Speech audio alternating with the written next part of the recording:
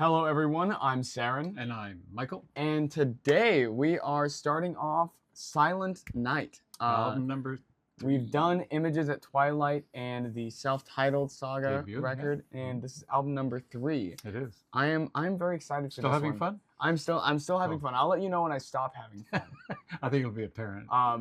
Now this one I'm much less familiar with than the other albums. But except for this very first track. Except for this very first track. I only know 2 of the tracks. But of course, we are starting off with Don't Be Late, which is probably the most iconic Saga song, I would have to say. So let's jump straight into this one. I'm very excited for this. So, yeah.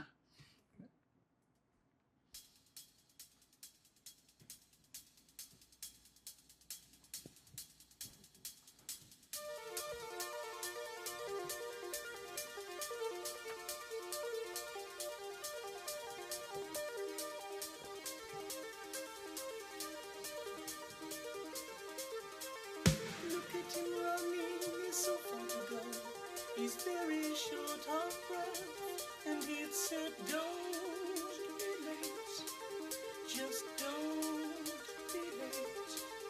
With his parcel tucked under his arm, he's sure he's past halfway, and he'd said, don't be late, just don't be late.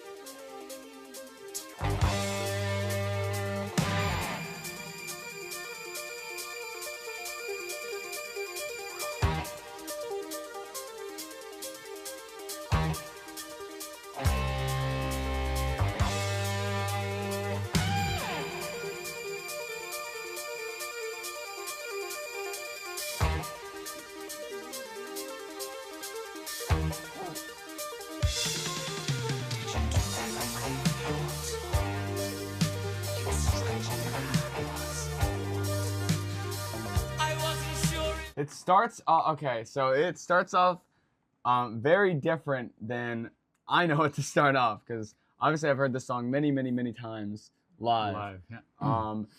I think one time I listened to this like a couple years ago because I was curious what it sounded like, but I do not remember what it sounded like.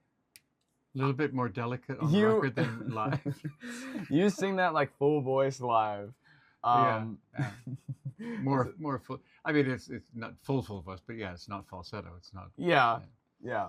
And it's this. Just to note, this is the last album where there's any trace of me singing like that. Because, really? Because World Surprise when we met Rupert. Oh yes. And I go through transition, but that's a whole other story. But yeah, that's. I've never been. Never been a big falsetto guy. Yeah, within the first 3, I was hearing it. I'm like, he doesn't usually sing like that. Yeah. Surprising. But it was necessary for the beginning of this one because it was supposed to be very gentle and delicate. Yeah, no, it sounds good. And by it's the not way, to say that it doesn't sound good. And by the way, yeah, when you introduce this song, it's almost mandatory, especially live, that it has to be in time with the beat, and you have to say it like the hi-hat's going. You have to go. Don't 2, 3, 4, B 2, 3 late. A little push right before the word late. That's the way you have to say it. Yeah. So you can't just say, we're going to play Don't Be Late. You go, we're going to play Don't Be Late. Yeah. A little push on the yeah. late. I remember that. Yeah. But no, this sounds, this so far is like, this is very close to how you play it live so far. Yeah. And we also really got into production on that. Yes. Yeah, I can hear it. I'm glad you're still alright.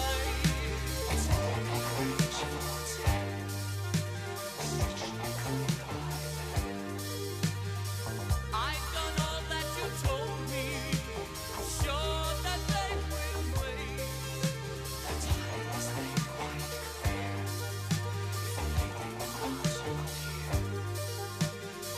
They don't know. They don't know. They don't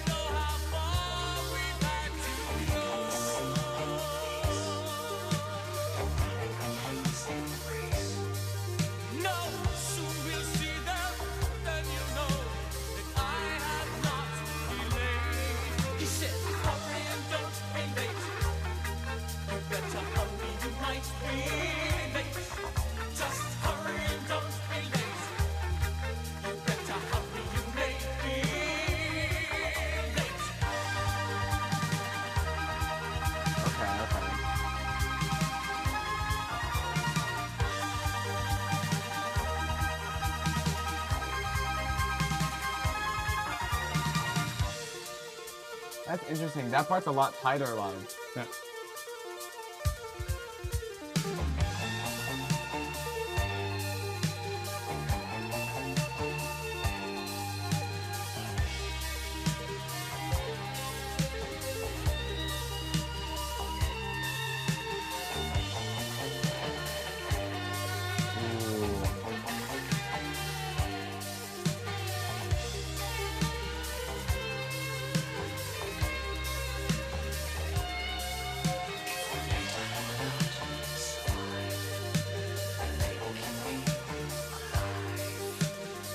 It's not too far now, and I can only wish you luck, friends.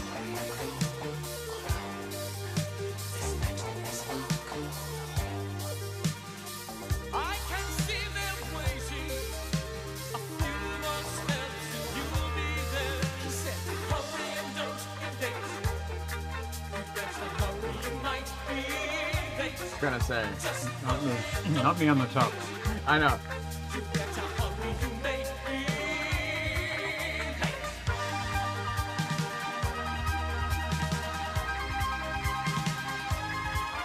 Just hurry and don't be late. You better hurry, you may be Look at it. late.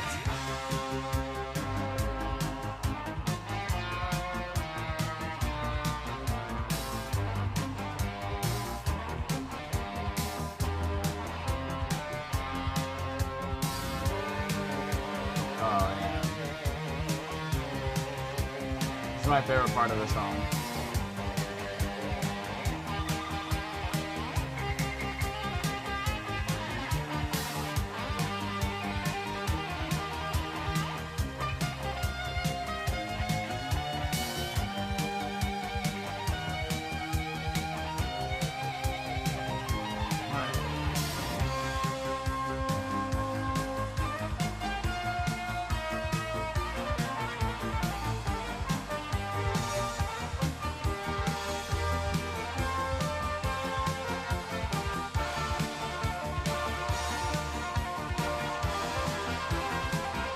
One more time.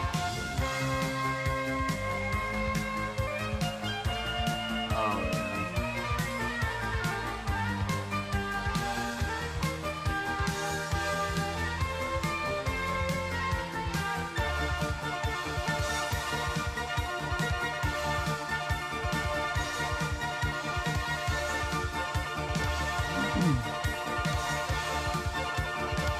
Take it, Nick.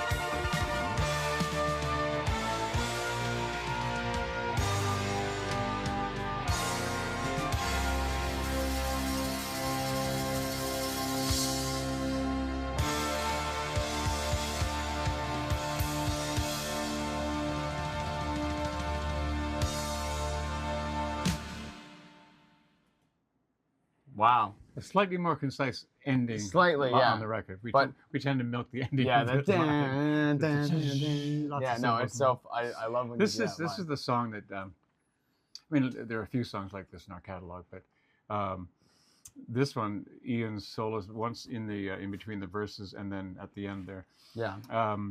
very much air guitar. Yes. You see a lot of guys in the audience. Yes. They know exactly the notes. That's that's yeah, one of those it's such an songs. iconic solo. I Yeah. want to learn it Yeah, really yeah, badly yeah, because it's so good. But Um, yes, I was I was going. That's not me in the chorus. Yeah, that, yeah, yeah. That high voice is that's It's not me. That's Jim Gilmore.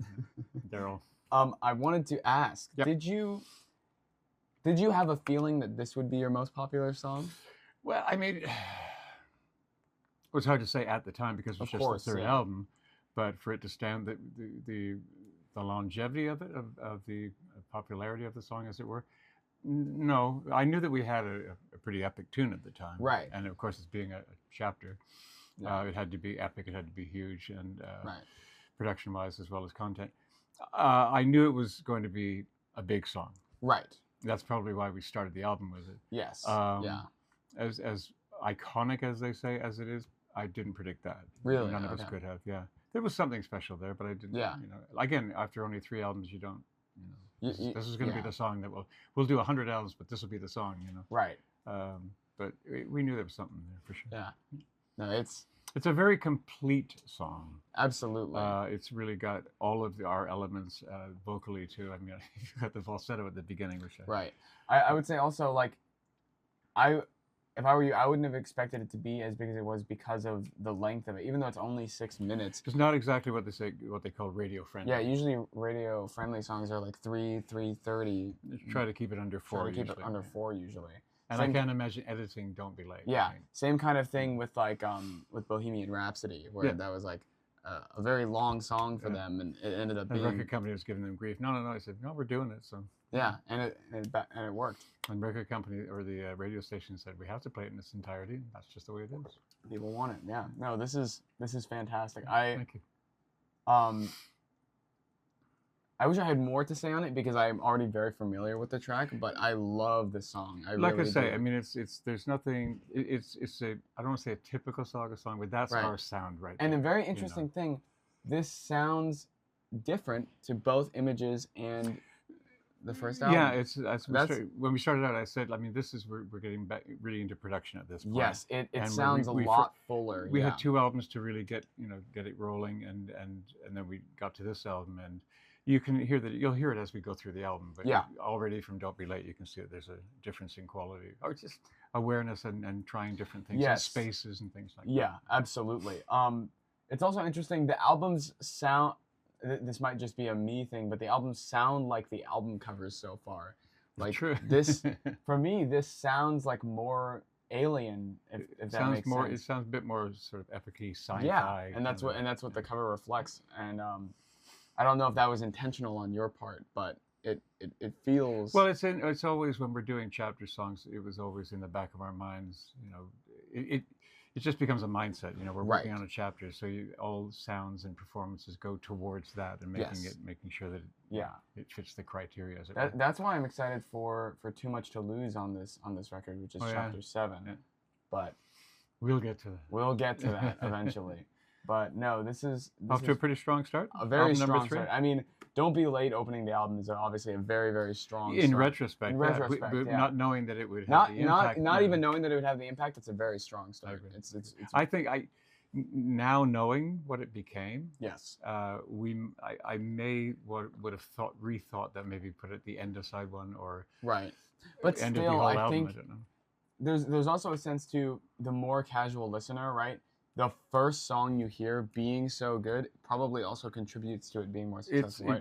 Not every single person listens to it all the way through to the end. You know what I'm saying? Granted, a lot of people will listen to the first track and then decide whether they want. It's the same phenomenon like with a radio station. If it doesn't grab you, you're going to just turn the dial and you're going to go somewhere else. You can just stop listening at any time. Yeah. It's pretty compelling from the start. Absolutely. It's hard to turn it off. Yeah. No. Overall, very, very strong opening. I am quite excited for the rest of this album now. This has been really fun for me, like I've mentioned. Because I'm, revisiting and things are coming back to me. Just not specifics overall, but like the mood and the mindset. It's very familiar. And I go, I remember what it was like making that record. Like I said, not specific things like, we got that sound and that. There are those. Yeah. But it's just feeling the different mind, like the way we were feeling at the time when we did that record, and it's great. It's a really nice. It's so much down fun. Memory lane, as it were. So. Yeah. Well, cool. Thank you all again for watching. This episode was long awaited for some of you, I'm sure. Mm-hmm. This was so much fun. Can't wait to continue the rest of this album. Next episode is going to be What's It Gonna Be? New track for me, so I'm very excited. Thank you all for all the positive support we've been getting. Make sure to like, comment, and subscribe if you enjoy. We'll try to get to all of them. There's a lot, but we really, really appreciate it. So try to reply as much as we can. And thanks for your support. Thank you. Bye now. See you.